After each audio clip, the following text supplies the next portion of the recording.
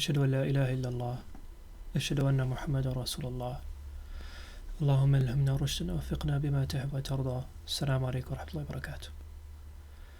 Do women get unequal shares of inheritance in Islam? Half of men.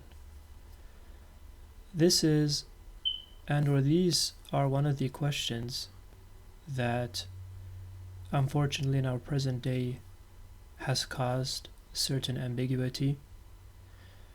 Some concluded and some conclude that the Islamic perspective with regards to women is unjust.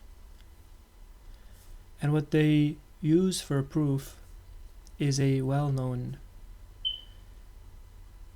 informative statement that says the female receives half of men. And of course what they're referring to is the verse found in Surah An-Nisa, يُوصِيكُمُ اللَّهُ فِي أَوْلَادِكُمْ لِلذَّكَرِ مِثْلُ حَظِّ الْأُنْثَيَيْنِ.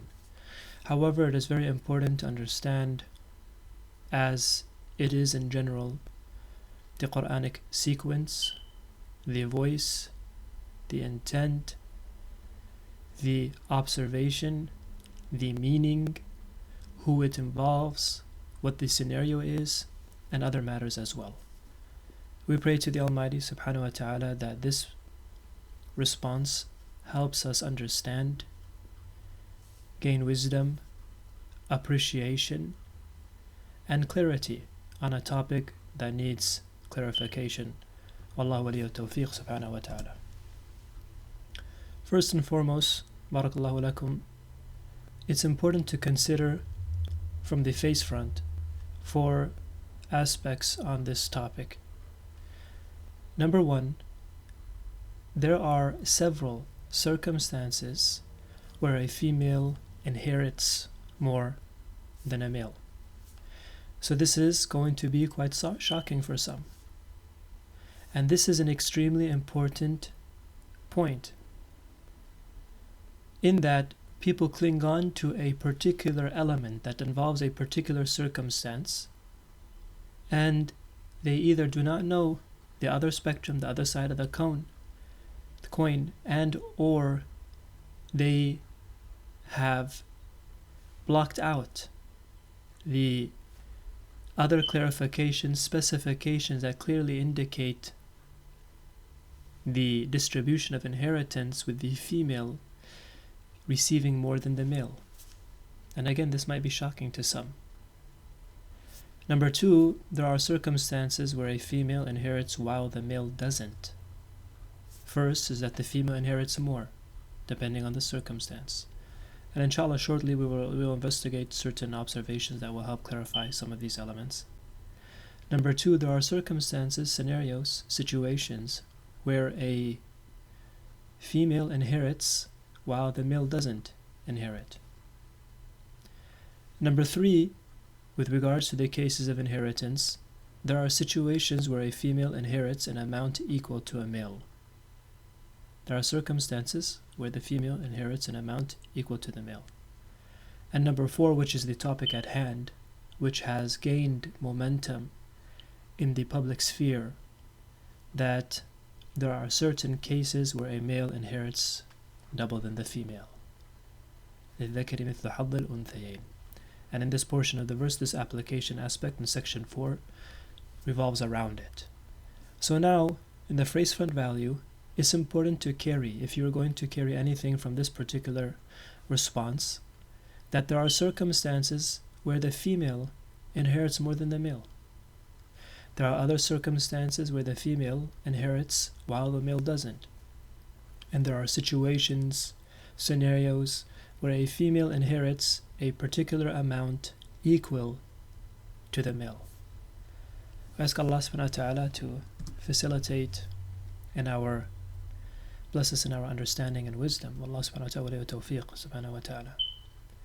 Now looking on to details that we hope will clarify the section 4 we talked about, where there are circumstances where the male does inherit more than the female.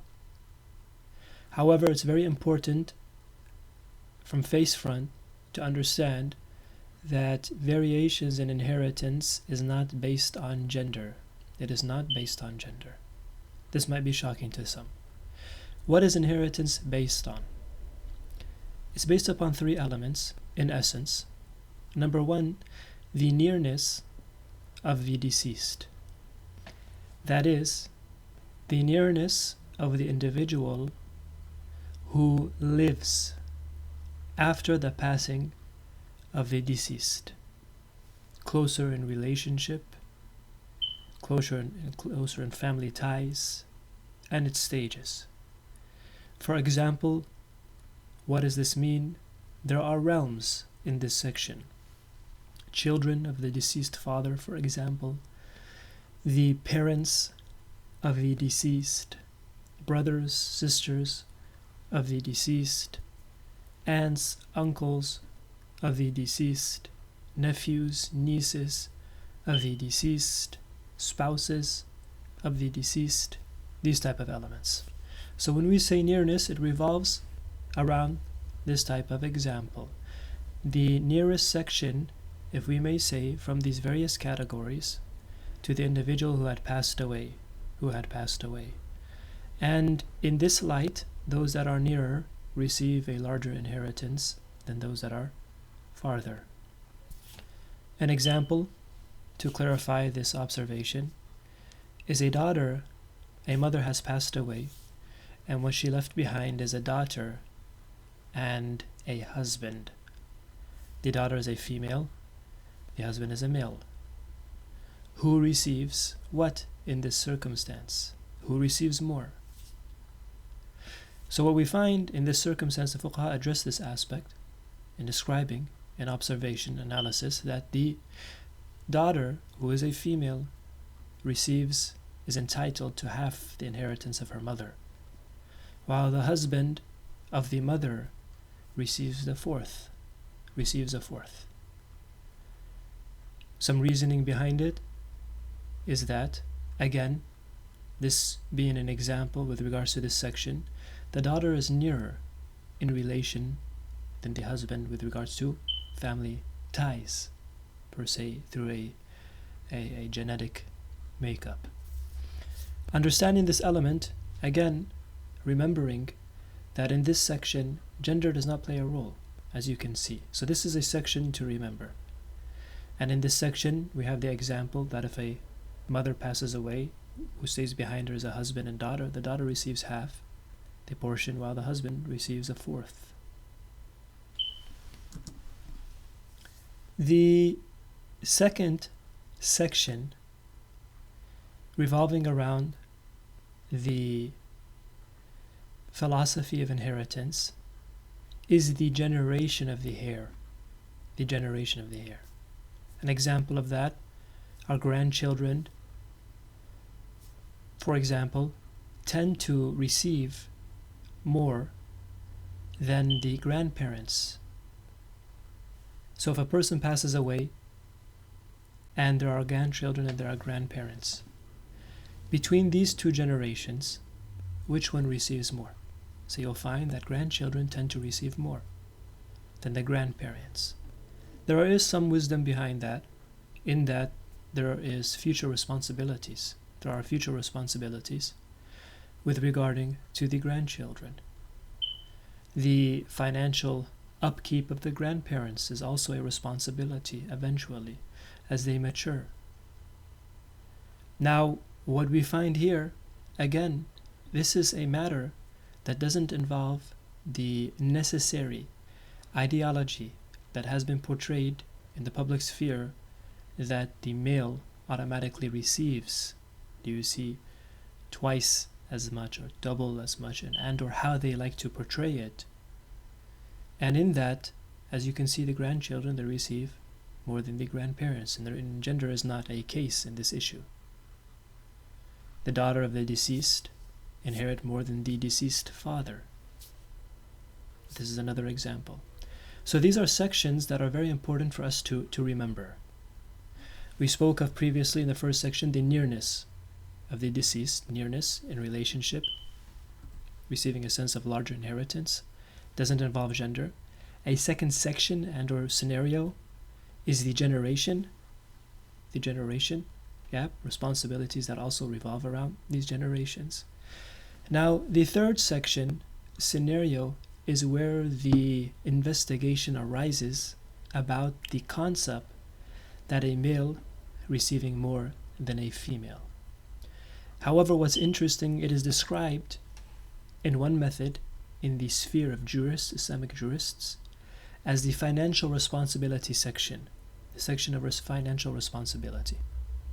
In this financial responsibility, what we find is that it does come to light a sense of gender differences, including the circumstance, revolving around responsibility. So in this section of financial responsibility, that idea of a role, an advised role between the sexes, takes a step forward because of the responsibility, frontline responsibility that is called to. When we say frontline, the fundamental rate. However, just like in any particular circumstance, there could be issues that rise, and you'll find that a female takes responsibility at times. So Allah subhanahu wa ta'ala afu al-afiyah. So an example of this is when the aforementioned factors we discussed, 1 and 2, the nearness and the generation per se, are equal regarding the inheritors. They are equal in nearness and they are equal in generation. So now it brings to the third category, which is the effect of financial responsibility. And in this section, that disparity comes to play in portions. So it is confined in this analysis, the male gender being affected by this and female gender being affected by this specific circumstance. Again, number 1 and 2 sections, they are equal in. Number 3 brings the light into financial responsibility and role play in this sense. So as such, there is an effect upon this scenario. And in this type of scenario, as we have discussed previously, there are about just 4 scenarios in which the male receives more, while there are scenarios, as we have spoken of previously, that more than 10 where the female receives more. And there are also circumstances where the female receives the same amount of the male, and at times even a female receives while the male doesn't receive. Some wisdom behind that: the financial upkeep of the family, in the sense that the male plays the role of a husband, plays the role of the father, and having that responsibility, the advised responsibility, that these individuals should take a step forward in the front line for the family.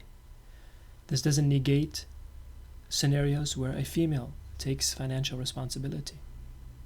However, as a general idea, and this goes into fiqh, there's something called the general, and then there's the istifna, that in usul al-fiqh, that there could be a general scenario. However, there will be circumstances that this general rule does not necessarily apply to because of the circumstance.